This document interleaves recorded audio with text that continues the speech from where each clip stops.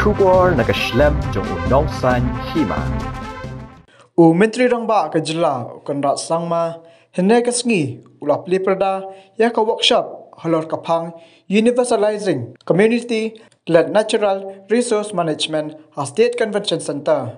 Ha ka jingidan lang Menteri Ketenan District Council Affairs Bala ke Merembui ke Chief Secretary Meghalaya R.V. Suchang ki opisar sarkar berkuih-kuih. Habakaran akan dikasngi Menteri Rangba ulaang bakom kini kejingi kendu kalong kebedan kam na kamta baro kamtam hakabade kalong kaman jang kamarang ngi iwe pe iwe ngi dan kebenta ban penduna ya kejing syakta kamarang kesarkar haringkat bat kiwe kiwe kiken hon treman sngopha ngiwan ban yashimenta bat pai khmat halor kanika phang da kejingi rap juki kor kibor jang kanika juk kabamenta. So it's really the balance between these two that we're trying to work out. Now I heard some of the participants mention about the fact that mining is not good. And I can assure you there'll be a lot of people who will be across this other side will say mining is really good because it makes sure that people's livelihood is there. It gives bread and butter to the people. So who is right and who is wrong is really the question. And is there a way in which we could balance both and ensure that we could actually move ahead together by ensuring that there could be livelihood, at the same time there could be minimum damage or no damage at all to the economy, to the ecology. And that's really where the issue lies. And today, all of us here, different stakeholders, different governments, I should say, whether it's the district councils or whether it's the state government, whether it's different agencies, all of us are coming together to play our part in trying to address this particular issue. And today, thankfully, with the help of technology, we can actually achieve, if not 100%, at least 60 to 70% of this goal. Whether it is to minimize the impact on environment, as I said, mitigate it, or even to adapt it. Another aspect to all of this, of course, in a larger picture as a government, is to ensure that we create livelihood for the people, which is also sustainable in nature. Now, many years back, the NGT had come in and completely banned rat hole mining.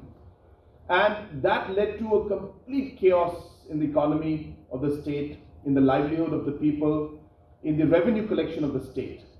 Now, I'm not here to judge what is right or what is wrong. I'm just here to put my points which are important for discussion. Is that I've always believed that when we want to stop something, we cannot simply close it down.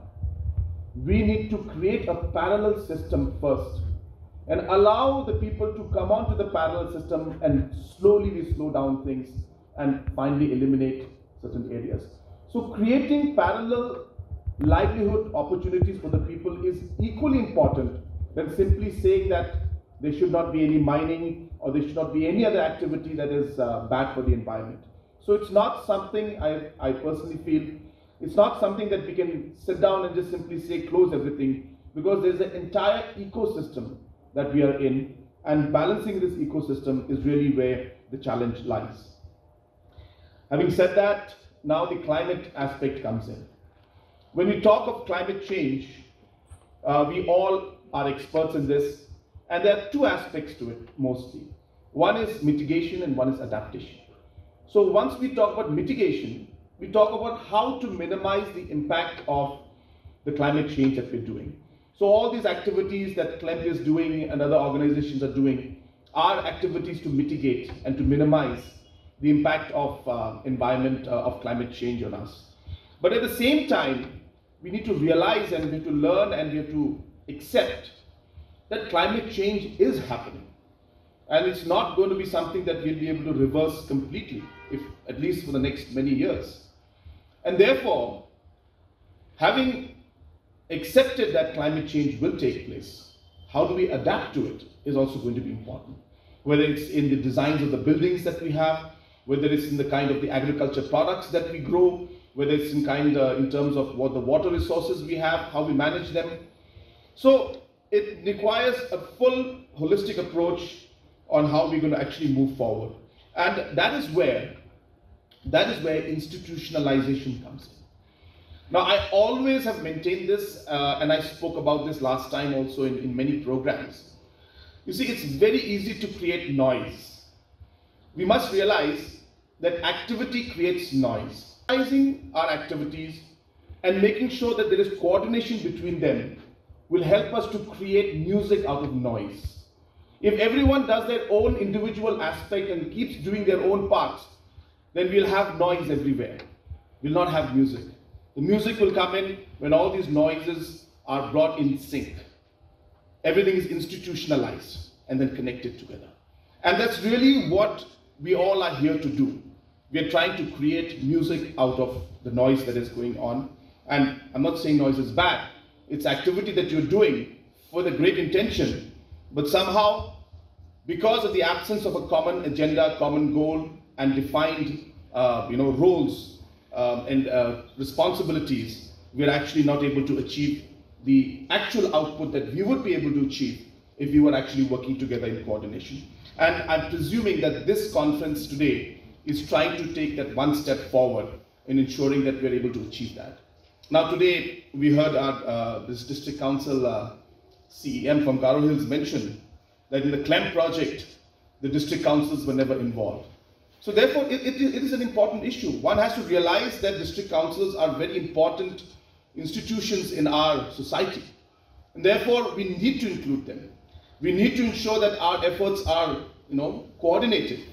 But at the same time, we also have to realize that every department and organization will do their part. And it's not always possible that in every process or every program we can be working together, but the objectives could be commonly put in. The roles, well, we are going to do this while district councils can do this. So please today, while we're discussing the different rules and the laws that have been made by the councils and the state government on how effective they have been, how practical and realistic they are in given today's world situation and the kind of situation we face, you need to look into all those aspects and maybe if necessary amend these laws so that there could be synchronization between the different aspects of what the councils do and what the state government and the other stakeholders should be doing.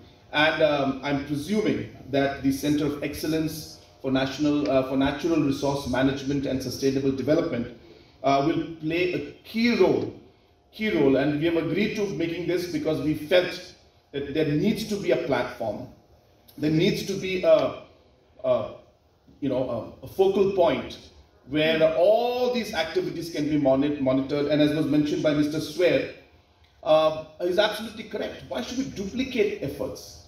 If for the same purpose, if district council has already done the homework, has already mapped all the spring sheds, has already mapped all the catchment areas, state governments don't need to again spend more resources on that. So therefore, an agency or a body was required to be able to bring all these aspects together. And I'm very happy that the Center of Excellence has been established. And I'm sure that it will play a very, very important role in ensuring that we are able to really take concrete action. And more importantly, whatever action we take will have maximum output if we are able to get our acts together and really bring the coordination between each other. A very important aspect which was mentioned, and this is my last point, is the participation of the community. And when we say this, I was watching one video, I can't remember which one it was, but I remember one person speaking. This was on environment aspects and climate change, as was mentioned by Mr. Sampath Kumar. This is a subject I'm very passionate about. In fact, last time when the donor minister, the Honorable Vice President was here, out of them, that the NEC should become a regional council for climate change also. Today, Meghalaya will have its policy. So similarly, when we're talking about district councils working with state government, it is important that Meghalaya's policy, Assam's policy, Manipur, Nagaland, and all the Northeast policies must be somewhere connected to each other. Certain common agendas we should have. Certain common not to do and to do things we should have. So we do need a regional committee because Northeast is one ecological zone. So we cannot say that Meghalaya zone is different from Assam, it's all connected. Therefore, NEC should play a very important role in bringing the different Northeast states together so that we have a concrete and, more importantly, a unified agenda and program, at least in the areas we agree on, and try to move forward. So that's going to be very, very important, that we need to involve the community in every way possible. And I'm very happy to see that today there were many people from the community who have shown their interest and have really worked hard at the grassroots level. We need to ensure that this is replicated in many ways, and we bring out different agencies. And this is where I remember the speech that was given by some individual, where she mentioned that even if you cannot do anything for climate change, even if you feel you're not being able to do anything, just talk about it. Just talk about it wherever you go. And you are doing at least that 0.1% contribution to what climate change is about. The moment we start talking about it, it becomes, again, it becomes something we start getting involved in. Let children talk about it. Let people who are into tourism, you talk about it. People who are into different sectors, you should talk about it. Officers should talk about it. If we as a society start talking about climate change, we will realize that the importance of it. We'll realize that we all have a role to play. And even small things we do in our daily lives will make a huge difference to what's happening and what's impacting our environment. We all know the danger that we face. And it's really not for us as much as it is for our future generation. And therefore, what is it that we're leaving behind for them is really what concerns me. And I'm sure that's what concerns each and every one of you. And while we do that, we have the challenge of balancing livelihood and the ecology, and how we could do that by ensuring that proper laws come in. How do we do it by ensuring that different parallel livelihood options come in that are more sustainable? How do we ensure by bringing in new technology to minimize or mitigate the effects of climate change? All these aspects need to be thought of, and I'm sure that all of you are very competent enough to give those suggestions and discuss those matters. And therefore, the community participation, the youth participation will be very important. You'll be happy to know that we have a youth policy in the state, and the environment and climate change is a very, very important part, very important pillar of the youth policy that we have, where we intend to create different environment groups among the youth. So there are a lot of children and a lot of youth who want to do things for the environment, but they just don't know who to talk to. So we will, through this youth policy, provide a platform for somebody who wants to clean up rivers. So then he or she can actually connect with others who say, hey, I also want to clean rivers. So let's get together. Or somebody who wants to plant trees. Somebody wants to plant trees, but they just find themselves alone and there's nobody else to do it. So